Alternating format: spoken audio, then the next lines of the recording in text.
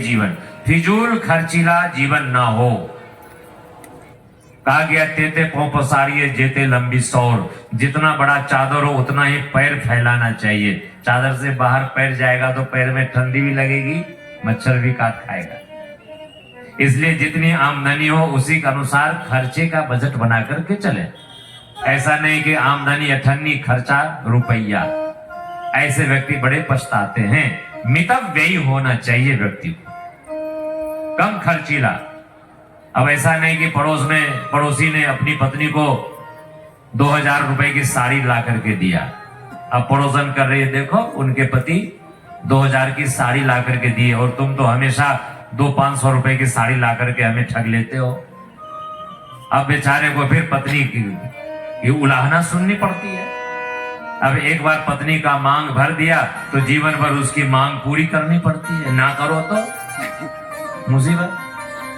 अब बेचारे को पत्नी की मांग पूरी करने के लिए इधर उधर दाएं बाएं कमाई करनी पड़ती है।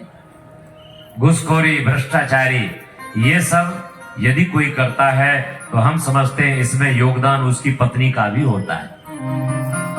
यदि पत्नियां पति को टाइट करके रखे, भाई पत्नियों के हाथ में तो पति की चाबी होती है ना।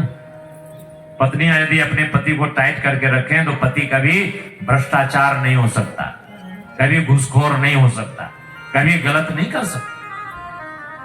इसलिए हमेशा ये ध्यान रखें। एक बात और भाइयों के लिए, आप कमाई करें तो अपनी कमाई लाकर अपनी पत्नी के हाथ में दे दें, क्योंकि वो गृह लक्ष्मी है। उनके हाथ में अपनी कमाई देंगे तो लक्ष्मी बढ़ेगी, बरकत होगी। क्योंकि कुशल पत्नियां जितनी कमाई होती है उसी में घर भी चला लेती हैं और भविष्य के लिए कुछ पैसे बचा के भी रख लेती हैं। इसलिए जब शादी होती है तो गठबंधन होता है। जिसकी शादी हुई है पता होगा, 5 चीजें डालते हैं गठबंधन में: अक्षत, पुष्प, हल्दी, दूब और सिक्का।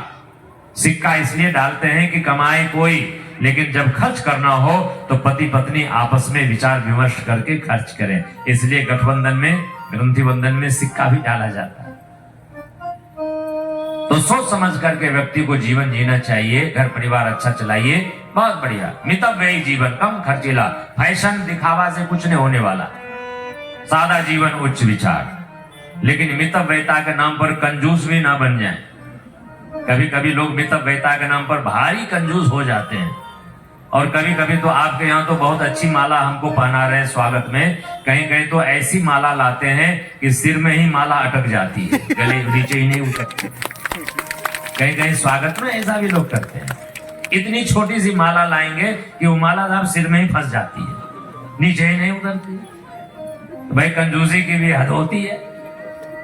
उतनी कृपणता का क्या मतलब हुआ? जो माला थोड़ा नीचे तक आए, आप तो बहुत बढ़िया बढ़िया माला पहना के स्वागत कर रहे हैं। 3 कंजूस थे, लोग बड़े चिढ़ाते थे, कंजूस कहेंगे, कंजूस कहेंगे। तीनों कंजूस ने चिढ़ करके विचार किया कि सब लोग हमें कंजूस कहते हैं, चलो बाजार आज खर्चा करते हैं। और तीनों बाजार गया और बाजार में खर्चा किस पर किया कि चलो खर्चा ऐसी चीज पर करें जिससे कि स्वास्थ्य सेहत बने। तो 250-250 ग्राम घी खरीद करके लाया। चलो घी खाएंगे तो देह को लगेगा, तो खर्चा किया। आज लोग कह रहे कंजूस कहेंगे, वो शीशी दिखाएगा, देखो साहब हम कंजूस नहीं है, हम भी खर्च करते हैं, देखो घी खरीद करके लाए। कितना? 250 ग्राम। कुछ दिनों के बाद तीनों मित्र एक जगह इकट्ठा हुए। एक ने पूछा, अरे मित्र कैसा चल रहा है? बोले सब ठीक ठाक चल रहा है। अच्छा, तो जो खर्चा किया था घी के ऊपर, उसका क्या समाचार है? बोले मेरा घी तो अभी तक चल रहा है, 1 महीने बाद मिलते हैं दोनों, कि मेरा घी तो अभी तक चल रहा है। बोले क्या खर्च नहीं करते हो? भाई है तो कंजूस, सोच समझ के खर्च करेंगे ना। तो अभी आधा शीशी हमारे पास घी है, तो खर्च कैसे करते हो? तो पहला कंजूस कहता है कि जब हमारे घर में खाने के लिए रोटियां बन जाती है तो रोटियों को इकट्ठा कर लेते हैं और एक रोटी ऊपर की चुपड़ देते हैं, एक नीचे की चुपड़ देते हैं, बाकी को चुपड़ी हुई मान लेते हैं। तो हमारा घी अभी तक आधा चल रहा है। दूसरा तीसरा कह रहा है कि राम राम, तो बहुत खर्चीला है। अच्छा, तो तुम क्या करते हो? तो दूसरा कहता है कि जब मेरे घर की सारी रोटियां बन जाती है तो रोटियों को इकट्ठी करके एक सीख लेते हैं और घी की शीशी में सीख को डुबो देते हैं, तो घी सीख में लग जाता है। फिर उस सीख को सभी रोटियों के बीचों बीच गाड़ देते हैं, तो सभी रोटियों में घी लग जाता है, तो मेरा घी अभी तक चल रहा है।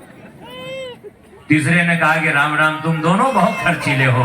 तो दोनों ने पूछा, अच्छा तू क्या करता है? बोले, जब हमारे घर की सारी रोटियां बन जाती है, खाने के लिए हम लोग इकट्ठा हो जाते हैं, सभी रोटियों को एक जगह रख देते हैं और हम शीशी, जो घी का शीशी है, उस शीशी को लेकर के रोटियों को ऊपर घुमा देते हैं। तो मान लेते हैं कि सभी रोटियों में घी लग गया और जब खाना शुरू करते हैं तो घी के शीशी का ढक्कन खोल देते हैं, उससे जो खुशबू आती है लगता है कि क्या तरंगे आ रही है, चुपड़ी हुई घी रोटी खा रहे हैं। सो अभी तक हमारा घी ज्यों का त्यों है। भाई तो ज्यों का त्यों रहेगा, इतने कंजूस बनोगे तो रहेगा ही ज्यों का त्यों, धन संपदा रखी रह जाएगी। इसलिए कहा गया धन की तीन गति होती है। सबसे श्रेष्ठ गति है धन का दान। धन से आप अच्छे कामों में दान दीजिए।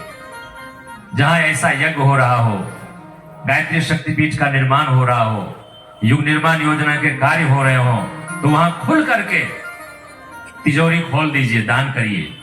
श्रेष्ठ गति है धन की दान करेंगे तो वही धन दान के द्वारा आपको महान बना देगा। और दान नहीं करेंगे, दूसरी गति धन की है भोग, अपने ऊपर खर्चा करना, किसी को एक पैसा नहीं देना, कभी दान पुण्य नहीं करना। ये भोग, और भोग में कितना धन भोग करोगे? भोगते भोगते आदमी बीमार हो रहा है, सुख भोगते भोगते।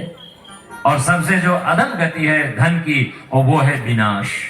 यदि दान नहीं किया, भोग में खर्च करता रहा, कृपण बन गए, तो फिर एक समय विनाश की ओर चला जाता है। कमा तो लेते हैं लाखों करोड़ों, लेकिन वो छोड़ करके जाना पड़ता है। और बच्चे सोचते हैं कि पिताजी ने लाखों करोड़ों छोड़ करके वो चले गए, अब हमें तो कुछ करने की जरूरत ही नहीं है, इसी से हमारा जीवन चल जाएगा। मतलब बच्चों के भविष्य को अंधकार में कर देना, अंधेरे में धकेल देना, निकम्मा बना देना। इसलिए कहा गया पूत सपूत तो क्यों धन संचय, पूत कपूत तो क्यों धन संचय। तो भाइयों बहनों, मितव्ययिता, ये 5 सूत्र पारिवारिक पंचशील, किनको याद हो गया? हाथ ऊंचा करके बताइए। 5 सूत्र किनको याद हुआ?